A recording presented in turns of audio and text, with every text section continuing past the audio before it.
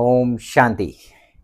प्रजापिता ब्रह्मा कुमारी ईश्वरी विश्वविद्यालय में आज ज्ञान मंथन स्टूडियो आया हुआ है ग्लोबल हॉस्पिटल में। जी हाँ, यहाँ पर एक ऐसी दिव्य आत्मा से मुलाकात हुआ जो पिछले 40 सालों से ब्रह्मा कुमारी में चल रही हैं और 35 सालों से अपने स्वयं को परमात्मा के घर मधुबन में, खासकर ग्लोबल हॉस्पिटल में समर्पित रूप से सेवाएं दे रही हैं। आइए हम जानेंगे कि यह जीवन 35 साल कैसा रहा और वर्तमान समय क्या पुरुषार्थ चल रहा है। और सीनियर राज्यों का टीचर भी रही हैं। जब भी ये शांतिवन में कोई बड़ा प्रोग्राम होता है तो आप लेक्चर के लिए जाती हैं और काउंसलिंग भी करती हैं। तो आज हम जानेंगे कि कैसे वो ये सब बेहद की सेवाओं को सुचारू रूप से कर रही हैं। बड़ी ही सरलता की, सौम्यता की मूर्ति हमारी कल्पना दीदी। आइए मिलवाते हैं ऐसी दिव्य आत्मा से। दीदी ओम शांति। ओम शांति। दीदी सर्वप्रथम आपका जन्म कहाँ हुआ था? जन्म मुंबई में हुआ और पढ़ाई लिखाई? सभी मुंबई में ही हुआ। और ब्रह्मा कुमारीज में कैसे आप आए? 12-13 साल की उम्र तक जो भी अध्यात्म के बारे में, धर्म के बारे में प्रश्न थे, मंदिर में जाने के बावजूद, भक्ति पूजा पाठ करने के बावजूद जिसके जवाब नहीं मिले थे, उनकी खोज थी। एक तरह से आप कह सकते हैं कि भगवान को जानने की, समझने की, उनको पाने की खोज थी। कहीं ना कहीं अनेक जन्मों से जो अकेलापन हम कैरी करते आए हैं, वो अकेलापन बचपन में भी महसूस होता था। तो ऐसे समय पर भगवान से बातें करना, उनसे संबंध बनाना, मतलब उनके साथ रहना, ये सारी चीज़ों की जो उत्सुकता थी, उसमें एक प्रश्न ये था कि वो कौन है, कहाँ है, कैसा है। हाँ, भगवान है तो कोई कैसा है, कौन बात है? सही है। जी। सो ये प्रश्न थे और बहुत सारी चीज़ें आसपास देखते थे कि कोई हिंदू है तो किसी और की पूजा कर रहा है, हिंदुओं में भी अनेकों की पूजा हो रही है। फिर मेरे फ्रेंड्स में मुस्लिम्स भी थी, सिख्स भी थे, क्रिश्चियंस भी थे। तो वो धर्म की अलग बात कह रहे हैं, वो भगवान के बारे में अलग बात कह रहे, तो कन्फ्यूजन था। लेकिन ऐसे ही 13 साल की उम्र में जब ब्रह्मा कुमारीज के बारे में एक फ्रेंड की तरफ से जानने को मिला, तब वहाँ जाके मुझे सारे प्रश्नों के जवाब मिल गए। पहले ही दिन मुझे पता चला परमात्मा एक है, वो निराकार है, ज्योति स्वरूप है, बिंदु रूप है। और हम आत्मा अपने आप को समझकर उस एक परमात्मा के साथ ध्यान लगाए तो उसे योग कहा जाता है। दीदी आपने बताया कि जब भक्ति मार्ग में भी आप पूजा पाठ, किसकी पूजा करती थी आप? हम घर में, मेरे पिताजी साईं बाबा के बहुत बड़े भक्त थे।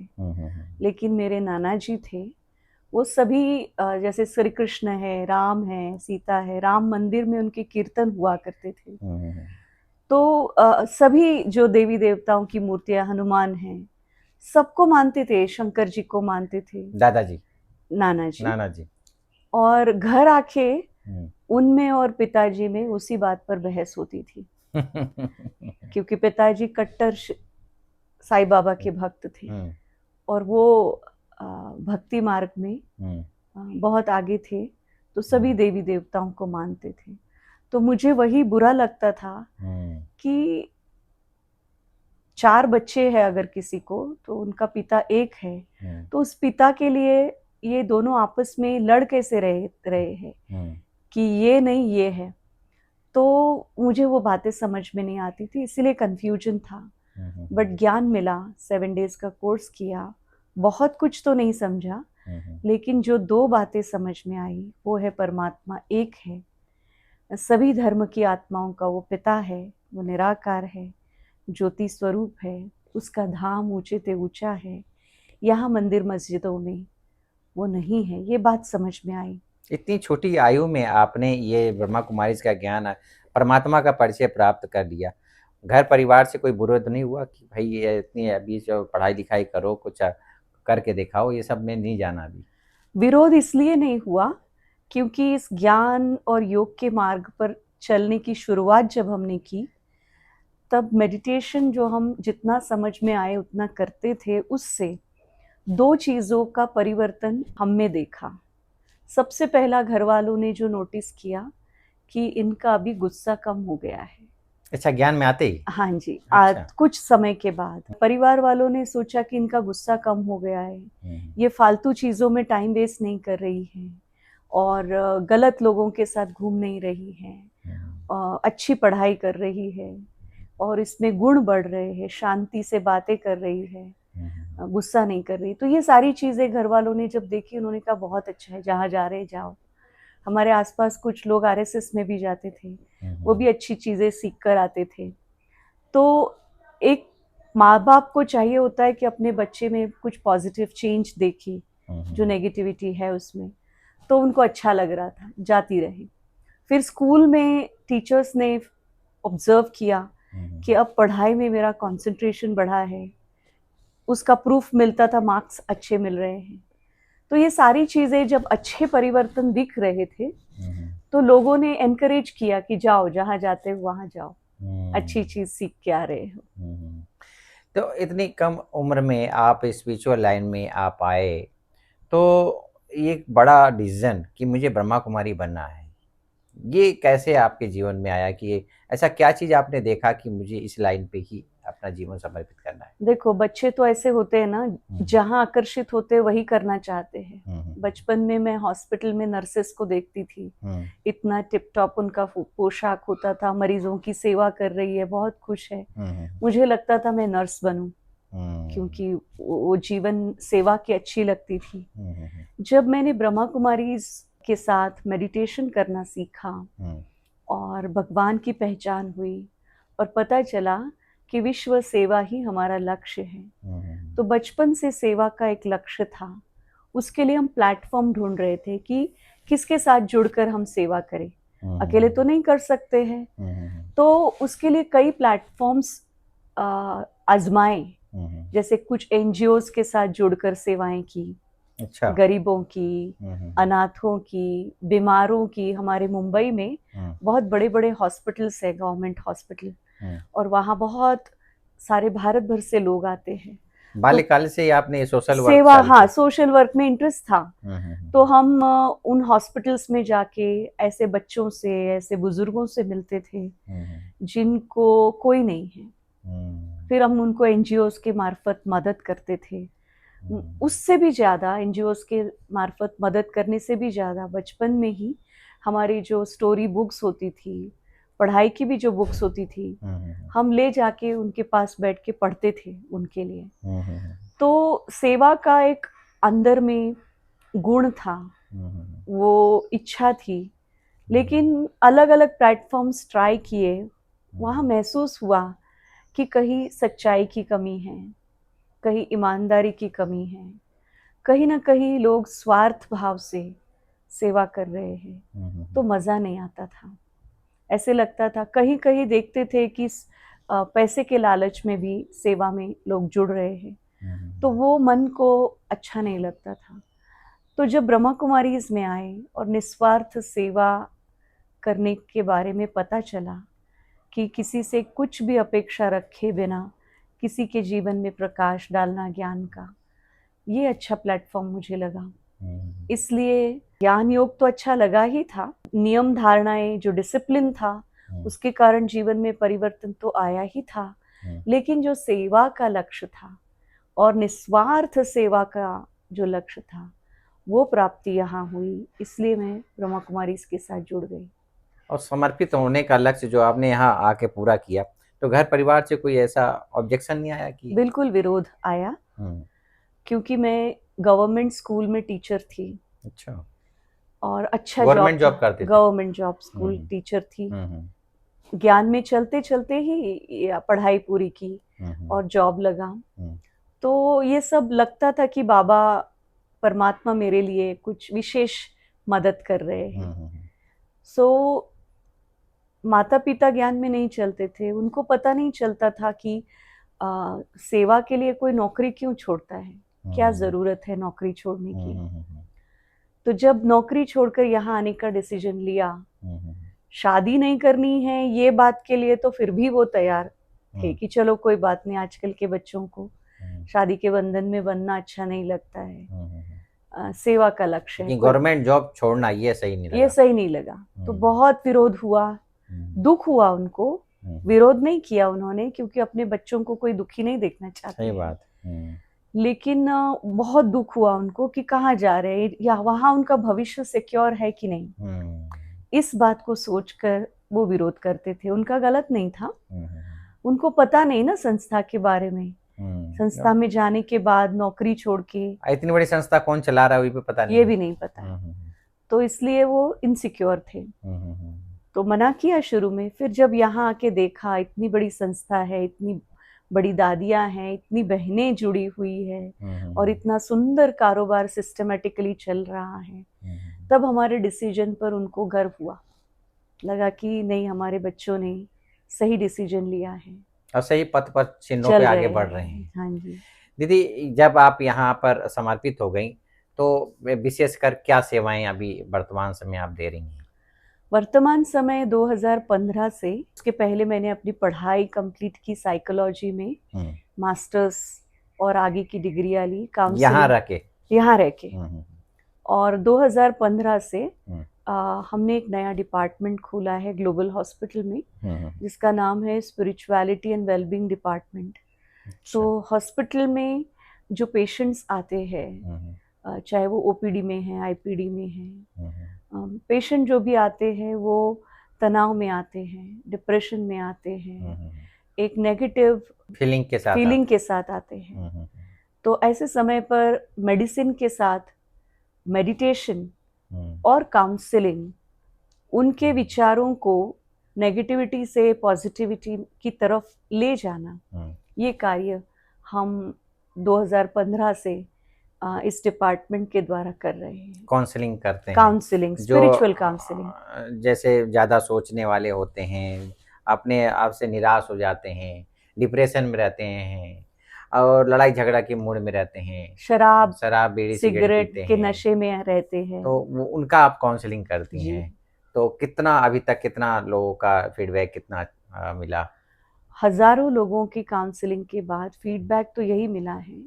बाहर भी काउंसलिंग होती है, बट यहाँ जो काउंसलिंग के लिए हम तरीका इस्तेमाल करते हैं, उसमें आध्यात्मिकता का फाउंडेशन होता है, जिसमें स्वयं की पहचान के साथ, खुद को जानने के साथ, खुदा को जानते हुए जो आध्यात्मिक टूल्स है, मेडिटेशन है, विजुअलाइजेशन है, रिलैक्सेशन है, पॉजिटिव थिंकिंग है, ये सारे आध्यात्मिक टूल्स जो हम उनको सिखाते हैं, तब वो अपने आप को सपोर्ट करने लायक बनते हैं। एक बेस मिल जाता है, एक परिवर्तन बेस मिल जाता है जी। उनको लगता है कि अरे ये भी दुनिया है, ये भी इजी लगता है, कि हमारा लक्ष्य ये होता है कि जो भी व्यक्ति यहाँ प्रॉब्लम में आया है, उसको हम ऐसा इक्विप्ड करके भेजे कि उसको वापस यहाँ आना न पड़े। वाह, क्या उसको पता चले कि जब भी कोई परिस्थिति आए जीवन में, तो मुझे क्या करना है। बराबर है, समाधान। हाँ दीदी, जैसे कि आप यहाँ पर लोग आते हैं, आपसे काउंसलिंग करते हैं, ऑनलाइन भी करती हैं आप? हाँ जी। तो जो भी हमारे दर्शक अगर आपसे जुड़ना चाहें तो क्या आपसे मार्गदर्शन ले सकते हैं? बिल्कुल। सो ईमेल आईडी है kalpanagrc@gmail.com, kalpanagrc@gmail.com। इस ईमेल आईडी पर भी ईमेल कर सकते हैं डायरेक्ट। ग्लोबल हॉस्पिटल की वेबसाइट में हमारे यहाँ से संपर्क सूत्र आपको मिल सकते हैं, फ़ोन नंबर्स, ईमेल आईडी, जिस भी तरह से आप ग्लोबल हॉस्पिटल तक भी अगर पहुँचते हैं किसी भी माध्यम से, और रिक्वेस्ट करते हैं कि हमें काउंसलिंग की आवश्यकता है, तो कहीं से भी हमारी तरफ डाइवर्ट हो सकते हैं। तो दोस्तों, आपने सुना जैसे हमारी कल्पना दीदी ने, आप घर बैठे भी काउंसलिंग ले सकते हैं। इसके लिए कुछ पगार, कुछ ऐसा फीस वगैरह होता है? फीस कुछ नहीं है। अच्छा। फीस नहीं है, बट फीस है भी, इसको कह सकते हैं हम। जब काउंसलिंग के लिए लोग आते हैं तो कुछ अभ्यास हम उनको करने के लिए देते हैं लाइफ में, कुछ चेंजेस करने के लिए हम रिक्वेस्ट करते हैं।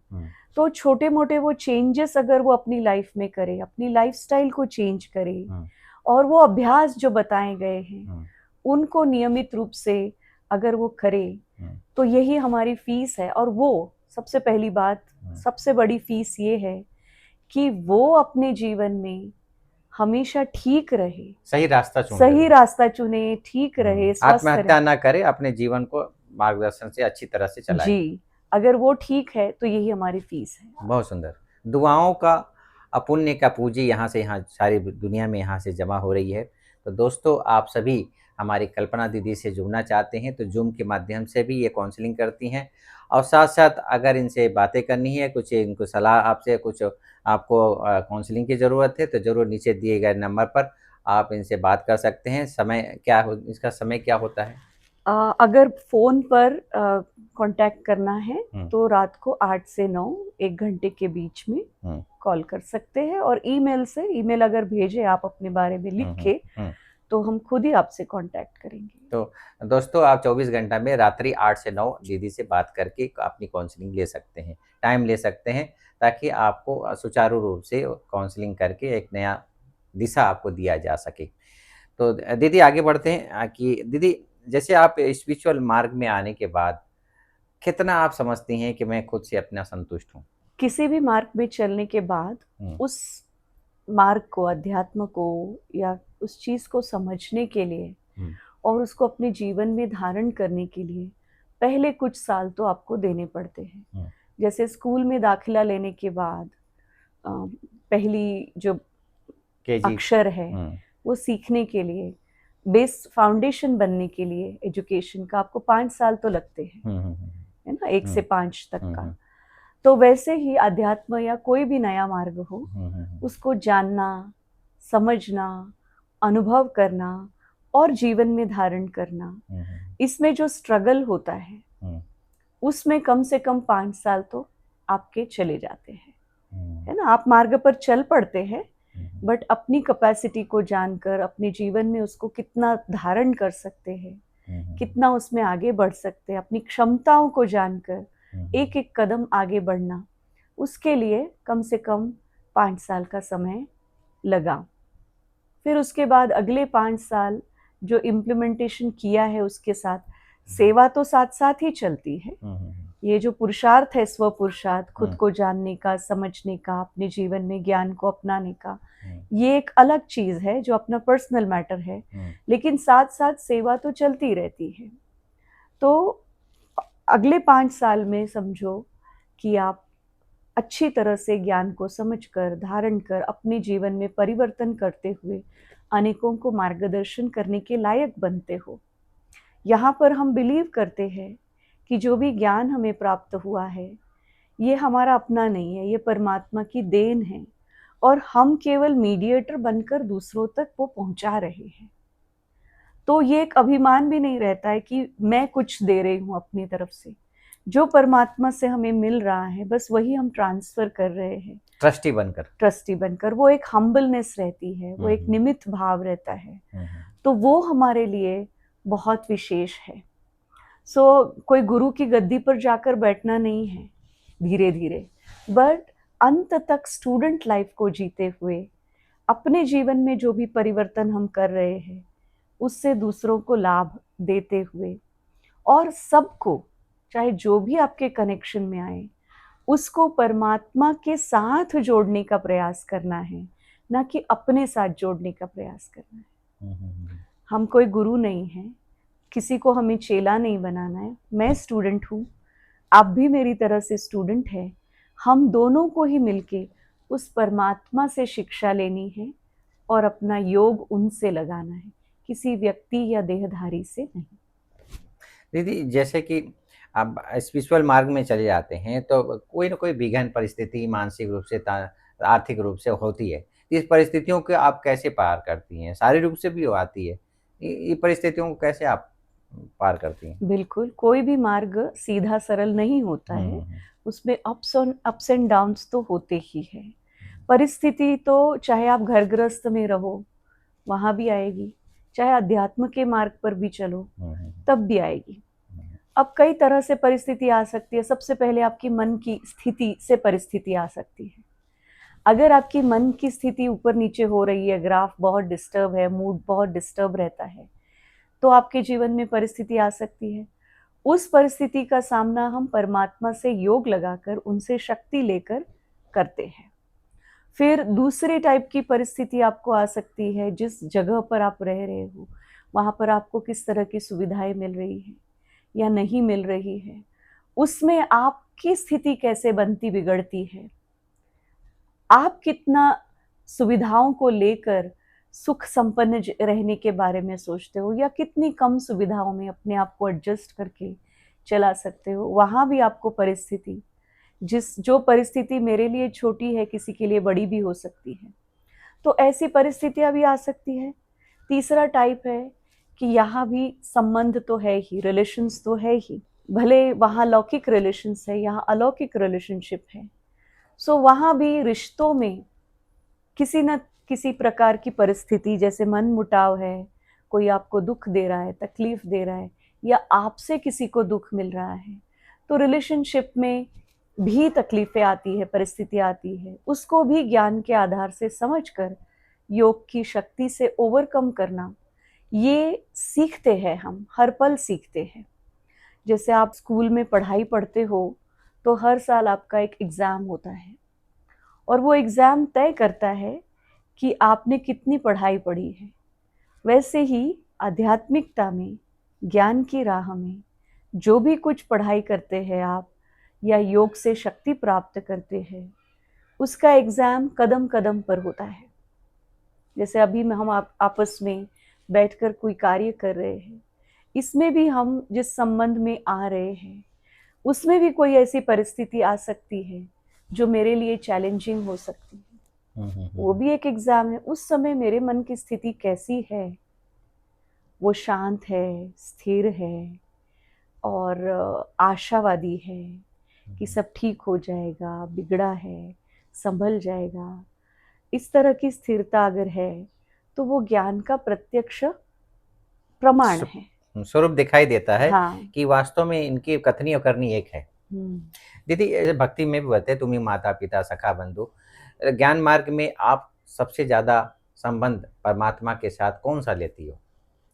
वैसे तो परमपिता परमात्मा शिव के साथ हम आत्मा के सर्व संबंधों का अनुभव हमें करते रहना चाहिए, क्योंकि वो एक ही ऐसा संबंध है परमात्मा शिव से हम आत्माओं का, जिसमें कोई स्वार्थ नहीं है, जिसमें अथाह प्रेम का अनुभव है, जिसमें अथाह सुरक्षा का अनुभव है और जिसमें अथाह प्राप्ति का अनुभव है।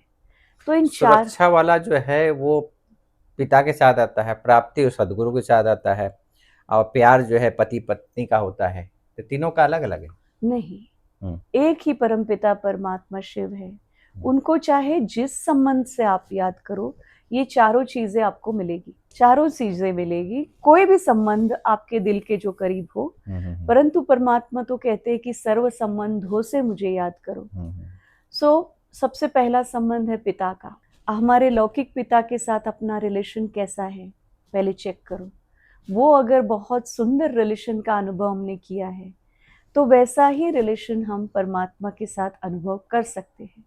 परंतु अगर लौकिक पिता के साथ कटुता का अनुभव है, बुरा अनुभव है, तो पिता के रूप में परमात्मा को याद करना और आसान है, क्योंकि वहाँ पर जो प्यार, वो अपनापन, जो शिक्षा मिल रही है, वो किसी लौकिक पिता से नहीं मिल सकती।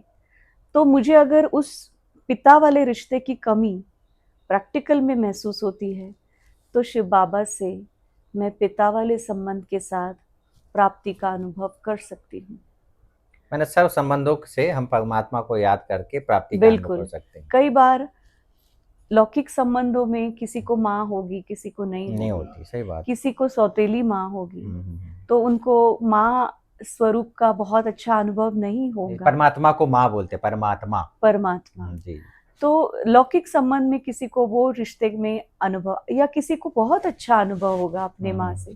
तो दोनों ही स्थितियों में परमात्मा को माँ के रूप में स्वीकार कर उनके साथ उस संबंध का अनुभव करना, वहां से वो निस्वार्थ प्यार का अनुभव करना और क्षमा का अनुभव करना। सबसे इम्पोर्टेंट माँ के साथ जो हमारा रिश्ता होता है, माँ अपने बच्चे को कभी सज़ा नहीं दे सकती, कभी गलत नहीं समझ सकती, वो हमेशा उसको माफ़ करके गले लगाती है। तो परमात्मा भी ऐसी ही माँ है जो कभी हमारी कमी कमजोरी की वजह से हमें कम प्यार दे, ऐसा नहीं होता। वो हमें उतना ही प्यार देते हैं और हमारी कमी कमजोरी को नज़रअंदाज करके, हमारे गुनाहों को भी माफ़ करके हमें गले लगाती है। तो परमात्मा के साथ माँ का संबंध अनुभव करना बहुत सुंदर है। दीदी, जब आप ब्रह्मा कुमारीज में यहाँ काफ़ी समय तक, तो दादियों की भी आपने पालना लिया, तो दादियों के जीवन से आपने क्या सीखा, क्या पढ़ा? एक हमारे लौकिक संबंधी होते हैं, माता पिता, भाई बहन, गुरु, शिक्षक। वो लौकिक रीति से हमको अनुभव होता है कि वो भी हमारे लिए वही करते हैं। परंतु यहाँ आने के बाद ब्रह्मा कुमारीज में जब हमने हमारे बड़ों को देखा तो अलौकिक संबंधों का अनुभव उनसे हुआ कि चाहे उनके सामने कोई भी व्यक्ति हो, छोटा हो, बड़ा हो, अमीर हो, गरीब हो, किसी भी तरह से किसी भी कमी के साथ हो, कितनी भी वीकनेस हो, सबको एक समान प्यार देने की जो शक्ति मैंने दादियों में देखी, समरसता, किसी को भी कम ज्यादा नहीं, सबको एक समान प्यार देना, सबको एक समान इज्जत देना। जब भी कोई भी व्यक्ति कितनी भी बड़ी गलती करके दादियों के सामने जाए, दादियों की नज़रों में उसके लिए इज्जत या रिस्पेक्ट की कभी कमी नहीं देखी। वो भाव नहीं देखा कि आत्मा ने कुछ गलती, ये व्यक्ति ने कुछ गलती की है। तो ये बहुत बड़ी, और इसके लिए आध्यात्मिक शक्ति ही चाहिए। स्पिरिचुअल पावर्स के बिना ये हो नहीं सकता।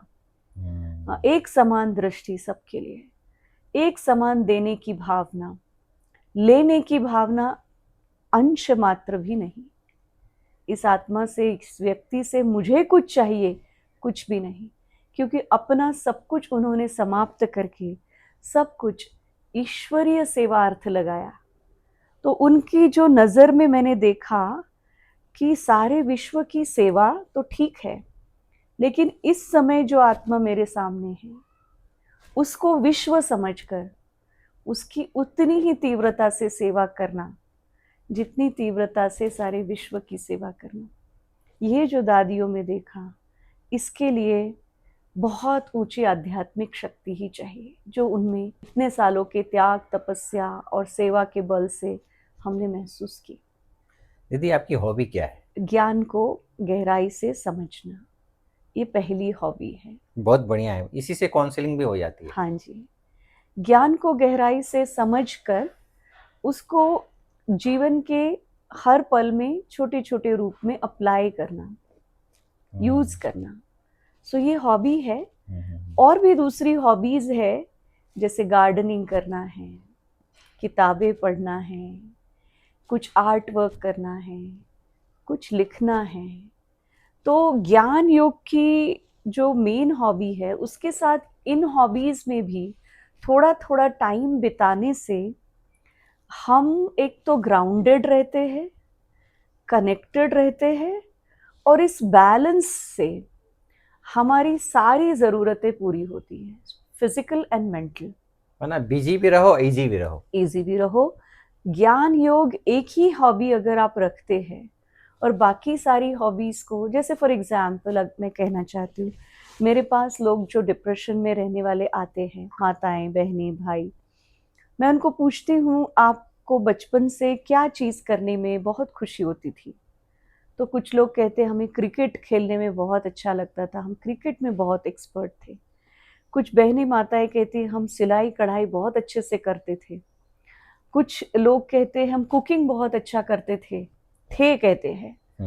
तब जब मैं पूछती हूँ कि अब क्या हुआ, नहीं अभी हम ज्ञान योग में ही बिजी है, वो सब कुछ पीछे छूट गया, बचपन के दिन भुला दिया। हाँ।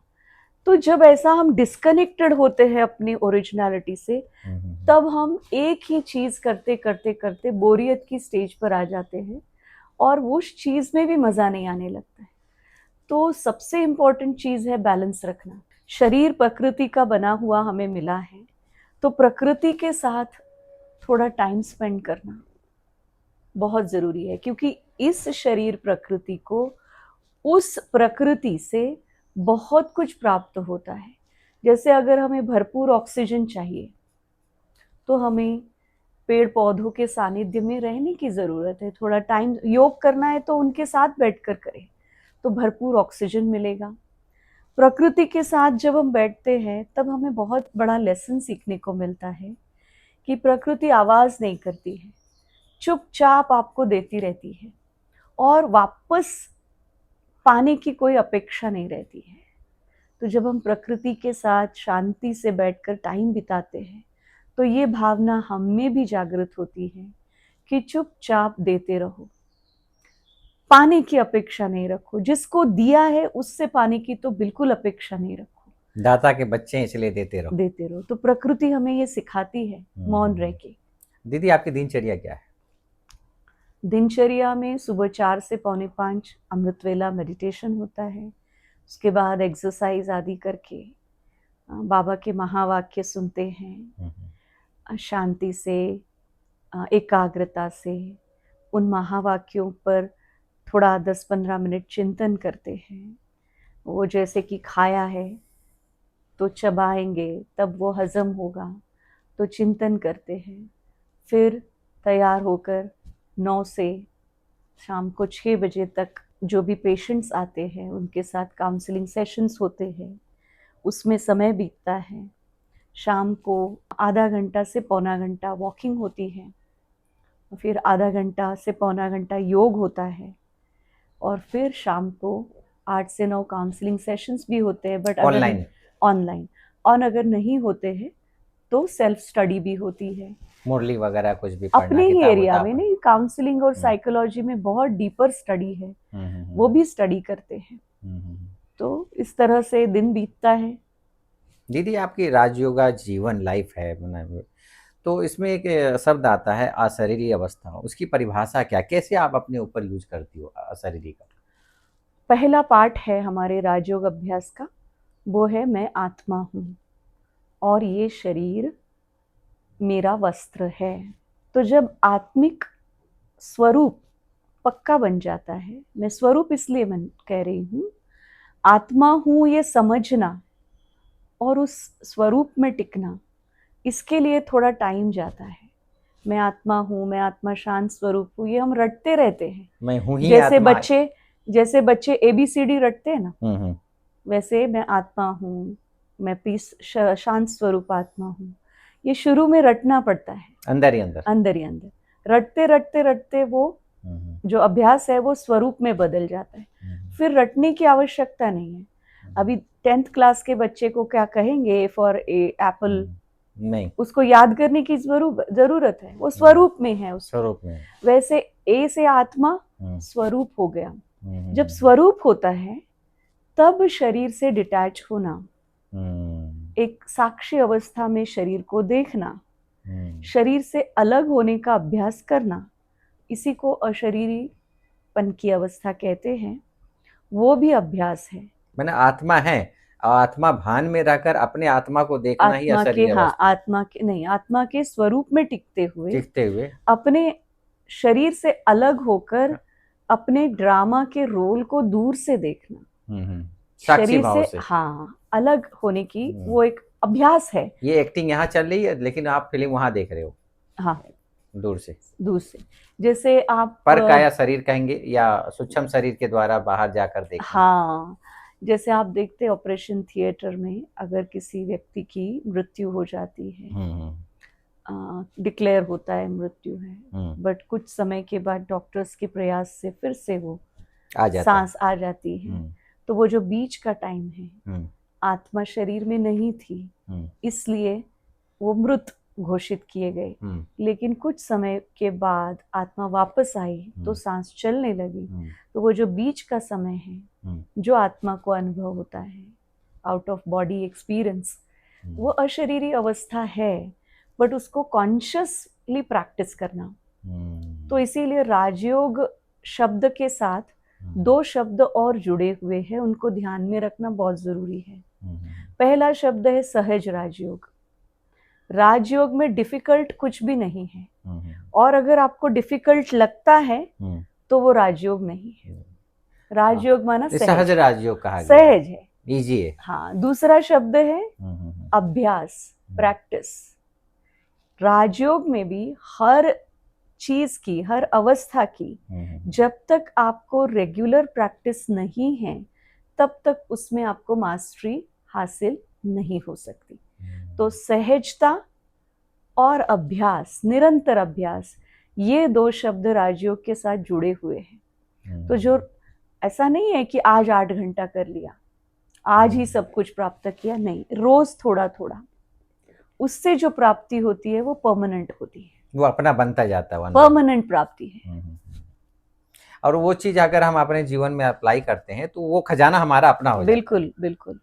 बहुत सुंदर दीदी, आपसे बातें करके बड़ा ही आनंद आ रहा है, और बहुत सारी ऐसा चीज़ निकल के आया है कि जो हम लोग, हमारे जो दर्शक हैं वो भी नहीं जानते हैं। आपने अपना समय दिया दीदी, और अपना बहुमूल्य समय देकर और हमारे दर्शकों से आपने रूबरू हुए, इसके लिए बहुत बहुत आभार और धन्यवाद। धन्यवाद आपका भी। दोस्तों, जैसे कि दीदी ने बताया कि आप अपना अगर काउंसलिंग करना चाहते हैं तो ज़रूर आप नीचे दिए गए नंबर पर रात्रि 8 से 9 रविवार को छोड़कर बाकी 6 दिन आप इसमें कॉल कर सकते हैं। अपना काउंसलिंग यहाँ बाबा के घर से हमारी कल्पना दीदी निस्वार्थ भाव से, निःशुल्क भाव से आपको काउंसलिंग करेंगी। बस ये समय याद रखिए, रात्रि 8 से 9। तो ऐसे ही दिव्य आत्माओं के साथ फिर आपसे मुलाकात करवाते हैं। तब तक के लिए हमें इजाज़त दीजिए। ओम शांति। ओम शांति। ओम शांति।